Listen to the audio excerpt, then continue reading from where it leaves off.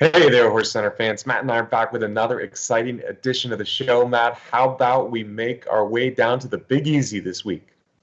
That sounds great, Brian. They got a wonderful card with the Risen Star on the Derby Trail headlining and a great card of graded stakes underneath. Absolutely. Fairgrounds will be rocking on Saturday with a bunch of graded stakes, headlined, as Matt said, by the Risen Star. But don't sleep on that Rachel Alexandra. Watch it all right now here on HorseCenter.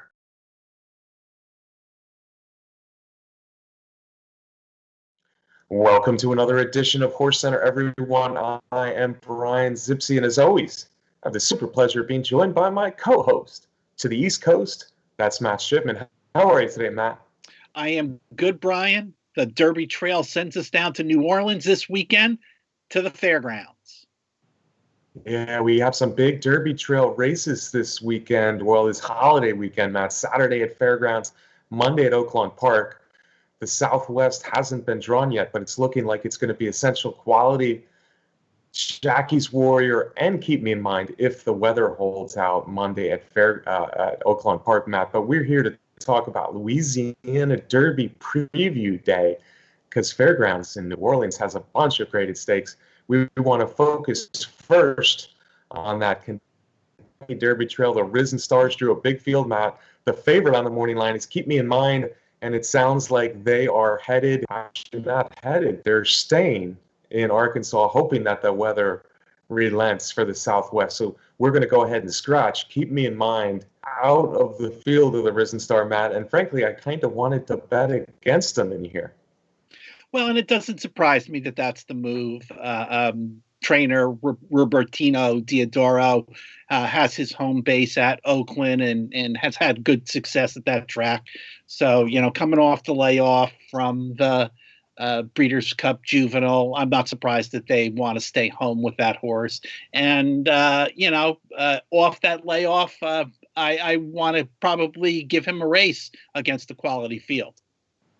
Yeah, well, he would have got a race against quality field either way, but I think part of it is the home base, as you said, but also maybe the mile 16th of the Southwest on Monday versus the mile and an eighth of the Risen Star on Saturday. So with him gone, I think it becomes a very wide open race, Matt. You got a bunch of horses exiting the Lecomte, but I want to talk about a horse coming from Oklahoma first. His name is Senor Buscador, the son of Mineshaft, trained by Tim Fincher. Matt, he rolled from the back of the pack in the Springboard Mile when we last saw him late last year.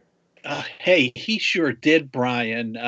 He kind of was happy and content to be at the back of the pack in the Springboard Mile and heading into the turn. The jockey asked him to start running, and Brian, boy, that was a turn of foot. He went from last to first, virtually just in the length of the turn. By the time he was coming out of the turn, he was almost in front, and he took off down the stretch. I was impressed with Senor Buscador from that performance.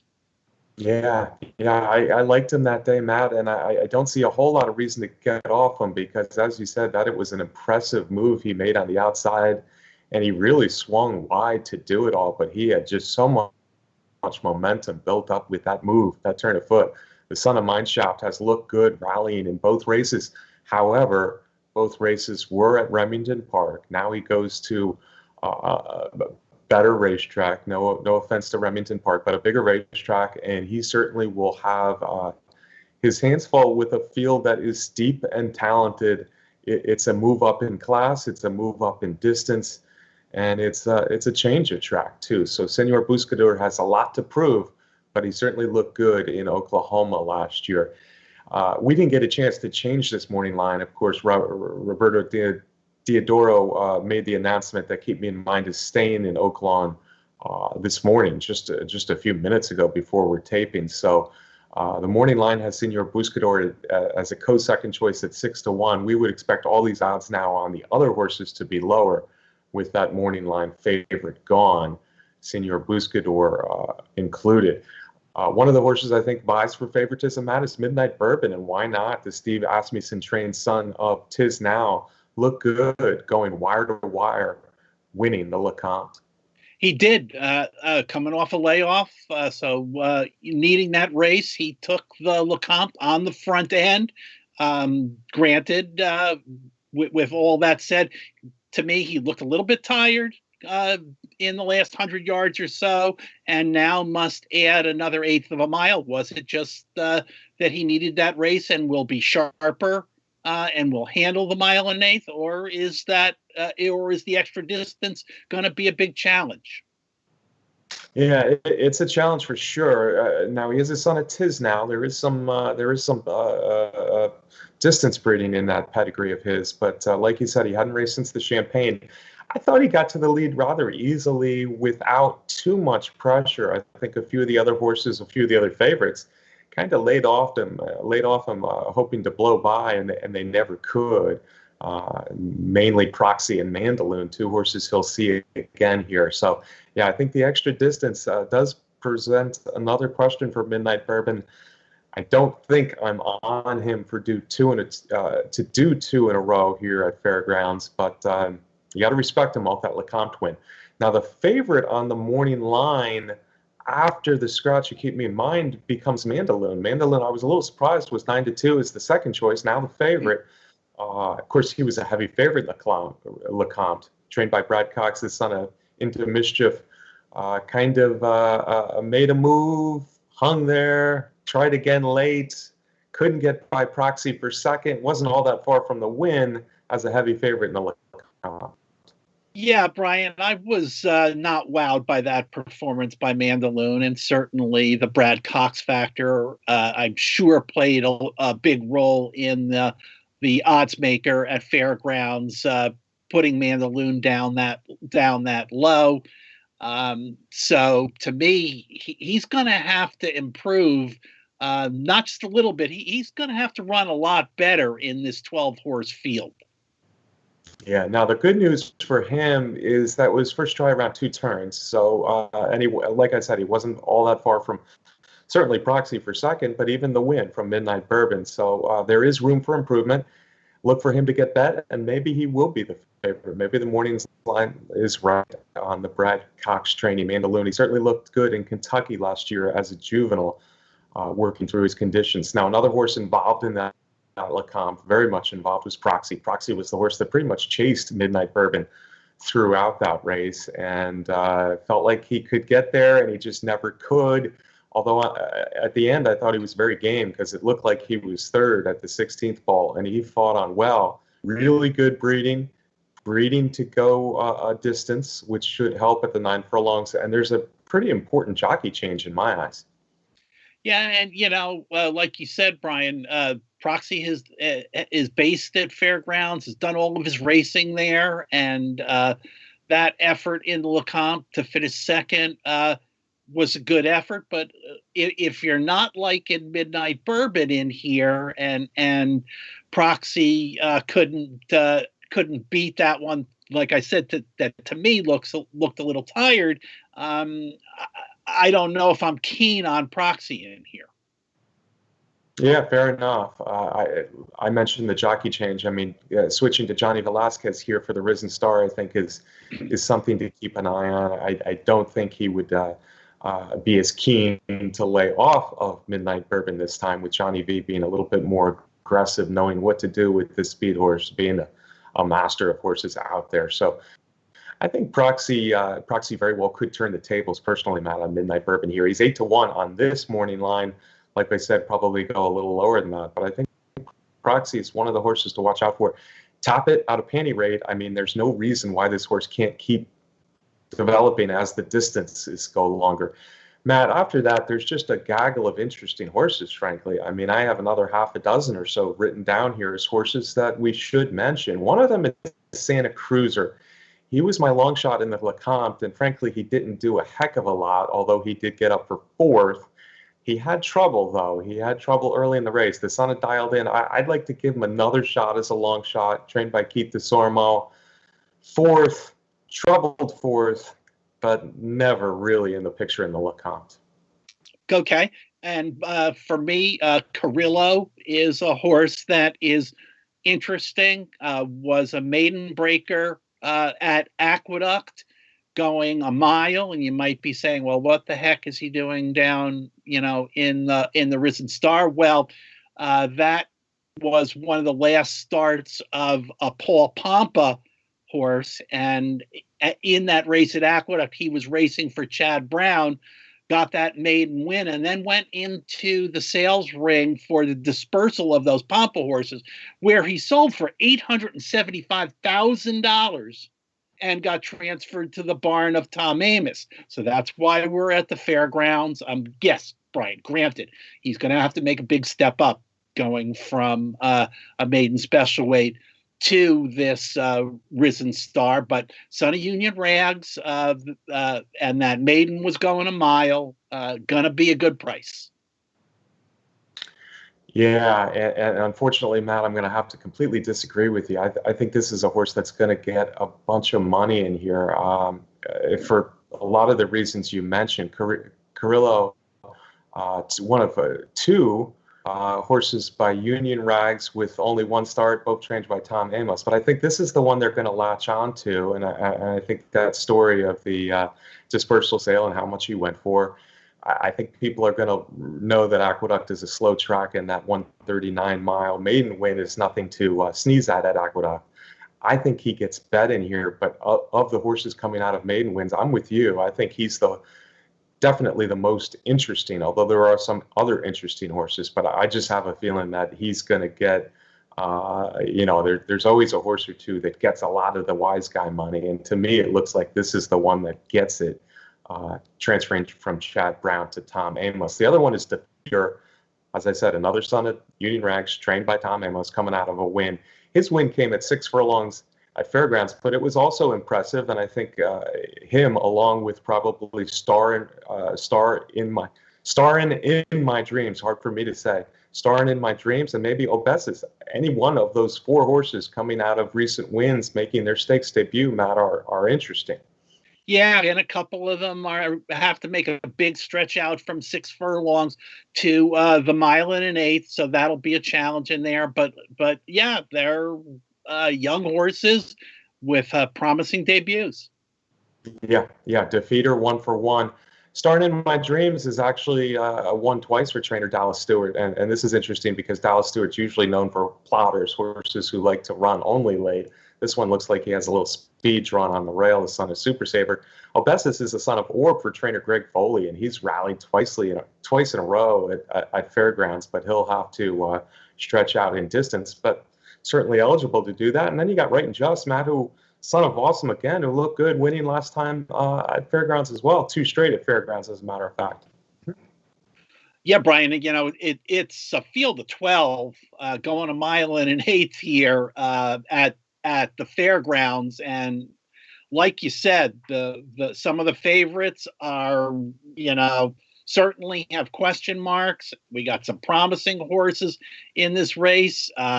Looks like there's a good bit of speed on the front end to set things up for the horses that prefer to come from behind. So it seems like one of those Risen Stars where you're going to have to get a good trip to be able to handle the 9 furlongs. Because there seems to be enough speed in there to set things up. I'm going to go with the Oklahoma shipper, Senor Brescador, especially if he is possibly the 3rd choice in this race. Yeah, I'm with you, Matt. My pick as well is Senor Buscador, son of Mineshaft. I think he'll be okay going a distance. He's got to prove he can do it away from Remington Park against even classier horses, but it just wasn't super impressed with any of the top ones coming out of LeCompte. Midnight Bourbon and Mandaloons certainly should get plenty of money. My guess is they're the 2 favorites. I'm hoping Senor Buscador is more like the 3rd choice in here. I want to play him a little bit with Proxy. I love that breeding, and I like Johnny V stepping on. And Santa Cruzer's my bomb. I like you, though. I'm a little afraid of Carrillo, but I'll go with Senor Buscador as well. All right, Matt, how about we go from the Colts to the Fillies, because I certainly think we have another race here with big ramifications as we move ahead to the spring at Churchill Downs. And now I'm talking about the Kentucky Oaks, because I think this is a talented field lining up It's only 9 in here for the Rachel Alexandra, not as big as the Risen Star, but this mile is 16th, $300,000 grade 2. Looks pretty loaded, and actually I think some of the fillies with the most potential moving forward towards the Kentucky Oaks are in this race, Matt. I'm going to start with Travel Column. You know I like Travel Column, a daughter of Frosted, trained by Brad Cox. I just thought she was pretty spectacular in that goldenrod because she had a lot of issues and trouble in that race, and she still rolled late. I agree, Brian. That was a heck of a tough trip for a young 2-year-old filly, having a poor start, a crowded start, getting pinched back, which forced her to race from last place. Earlier in her career, she was a little bit more forwardly placed. I don't know. Maybe that turns out to be a good thing because she learned to rally in that race. But yeah, she had to go from last place. Jockey Florent Giroux saved some ground, and turning for home, coming down the stretch, she was towards the rail and was stuck in traffic there. Giroux looked to get her through close to the rail, moved over a couple places, looked for another hole to open, and it didn't, and then had to swing out all the way to the outside, and still Travel Column managed to get up for the win. And I agree, Brian, that was a very impressive performance for a young filly who certainly will benefit from that. Now they have a horse that can, rate a little closer, come from behind. Yeah, that was a terrific performance. Yeah, it was a terrific performance. And the horse she beat in there, Clairiere, was second. It was a good field, but she was second in the goldenrod. We'll be back for this Rachel Alexandra. As for Travel Column, yeah, folks, I basically have her number 1 on my Kentucky Oaks list, so it's going to be no surprise that I pick her in here. Even though she'll be making her first start of the season, I think a mile 16th is a good distance for her to debut here, and yeah, nothing not to like with the connections of Florent Giroux and Brad Cox. I also like the fact that she's been working competitively with Essential Quality in the mornings. I think that quality, if you will, that's going to have her ready for her 3-year-old debut. I like her. I expect her to be favored in here. I don't think she'll be a heavy favorite, but we'll see.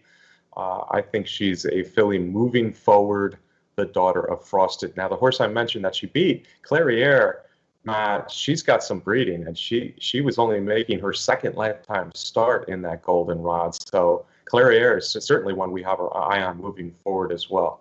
Yeah, you mentioned great breeding from Stone Street Farm, a daughter of Curlin, trained by Steve Asmussen, and of course Asmussen has had some very good luck with those quality fillies from Stone Street, especially the horse who this race is named after. Absolutely, Rachel Alexandra. Matt, now Clairiere is also, she's the product of the mating of Curlin, a 2-time horse of the year, and Cavorting, who you remember was a very nice grade 1 winner a few years ago. So Clairiere has all the pedigree in the world, Steve Asmussen, and this will be her 3rd start. She won first asking, rallying, and then she ran a good game second behind Travel Column. Certainly Travel Column was better that day, but it was a good effort for Clairiere in her second start. Now, Travel Column breaks a little slow. That's an issue she needs to get over, and Clairiere doesn't have a lot of speed, which I think begs the question, well, who's going to be out there in the Rachel Alexandra? So there are some fillies who have a shot in here. Let's start with the horse who won locally, the Silver Bullet Day. She looked good doing it. That's Charlie's Penny from the C Block, trainer Chris Block. Yeah, and we've got the top 3 finishers from the Silver Bullet Day in the Rachel Alexandra. Charlie's Penny is by Race Day, and Race Day is a son of Tappet. So we got quality breeding in this race. So Charlie's Penny maybe 3rd choice in this race. Yeah, I think she will be the 3rd choice, Matt, and that was a nice win. She won by over 3 lengths, the gray filly, making her first start around 2 turns. So it was a good win for Charlie's Penny. I do want to talk about the horse that ran second, though, Super Sensation. and I've talked about her before. I think she's another talented filly. She's a daughter of Curlin. She's the 5th choice on the morning line in here, trained by Mark Casse, and she really did not get the best of the break there. She was shuffled back. It was a slow pace. She had to shift way wide, and then she really didn't kick it on late, but I think with a better trip, she becomes much more dangerous. And basically what I think with a better trip in here means is she'll be a lot closer to the pace on Saturday match. She is definitely my top long shot in here. Super sensational.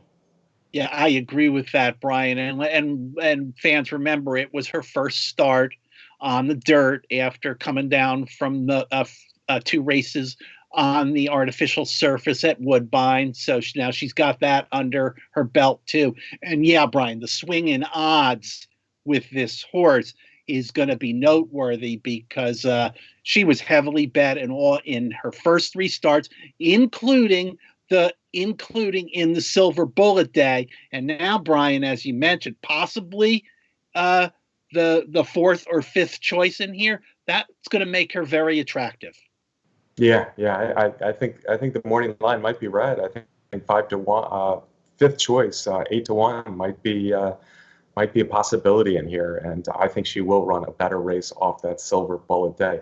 Another one I want to talk about is one from a trio of Tom Amos, Matt. She's an upstart filly named Zoom Up, and after a couple of decent sprints to begin her career, she really took off at the fairgrounds, winning 2 straight nicely for trainer Tom Amos. Yeah, 2 wins in a row at fairgrounds. So, we know that she's in a good setting for another good performance and, likely to get bet. They love Tom Amos horses down at the fairgrounds. Yeah, they do. And I love Travel Column. I think Travel Column's for real. If she can just carry over where she was headed as a 2-year-old into her 3-year-old season, I like the fact that she's been working well with essential quality. I think that only makes her more battle tested. I do really like her in here, but Super Sensational is very live for me in a long shot, so I'd love to see them run 1-2 in the Rachel Alexandra. How about you, Matt? Yeah. I mean, Travel Column is definitely the top choice, is the horse to beat in here. But hey, this is not an easy spot. Charlie's Penny, as we mentioned, looked very, very good winning that Silver Bullet Day. The Stone Street filly has quality. And the odds on Super Sensational, I think those 4, are a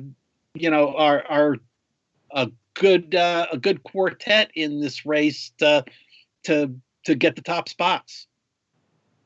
Yeah. Clairiere, I'm waiting a little bit on Clairiere. I expect her to be the 2nd choice. I think she's going to be really good. First start, not a lot of speed drawn on the rail. First start of the year. I think this might be a better chance to beat her than maybe down the road. She might only get better and better.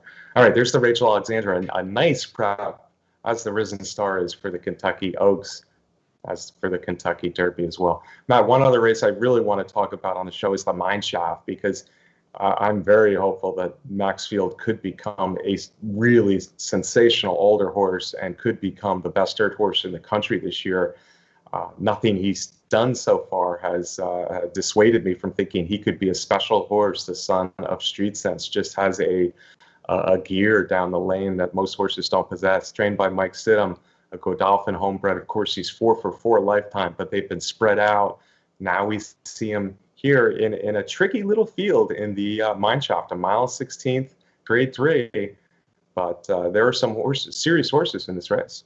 Yeah, it's a good field. The other 6 in the field have some quality, have run some good races. For Maxfield, he's coming off, another impressive victory in the Tenacious Stakes, and that was in December. So it's not a long layoff like Maxfield has had to have a couple times in his career. So if he's on his game, which I guess there isn't any reason to not expect that to be the case, even with this group, including a horse like Wells Bayou, who won the Louisiana Derby at Fairgrounds this year, and Enforceable, who's coming back for Mark Casse and had a big allowance win. Maxfield should beat this bunch. Yeah, yeah. I'm a huge believer in Maxfield, and he did have a little hiccup after that Tenacious, but he quickly came right back to getting on the work tab again, and I expect him to be ready. You know, I think we're showing the Matt win here, and just looking at how impressive that turn of foot is for this big, strong, grand-looking son of Street Sense. I have a world of hope that he is just a special horse. So we'll see. It could be a tricky spot, and I think part of the story here is who runs where, because Wells Bayou is cross-entered in the Razorback on Saturday. Blackberry Wine is cross-entered in a turf stake, the Fairgrounds handicap, on the same day at Fairgrounds. They're both speed. If one of the two gets scratched, that makes the other one, I think, a more difficult proposition for both Maxfield and Enforceable, for that matter. It looks like now Brad Cox is staying here with Wells Bayou. It looks like Wells Bayou is, in fact, going to run in the Mineshaft, and I think he's the second most talented horse in the race. So we'll have to wait to see if Blackberry Wine follows suit and runs in this race as well, or if he goes to turf, Wells Bayou becomes even a bigger danger. But yeah, the Louisiana Derby winner making his second start back is one to watch out for. And you're right, Enforceable. Hey, 7th in the Kentucky Derby. I think he won the LeCompte last year, Matt. The Mark Casse runner finally put it all together last start, because that was a big speed figure in that allowance when you spoke up. So a nice little field to face Maxfield, but we're high on Maxfield. I'm high on Maxfield. Are you high on Maxfield?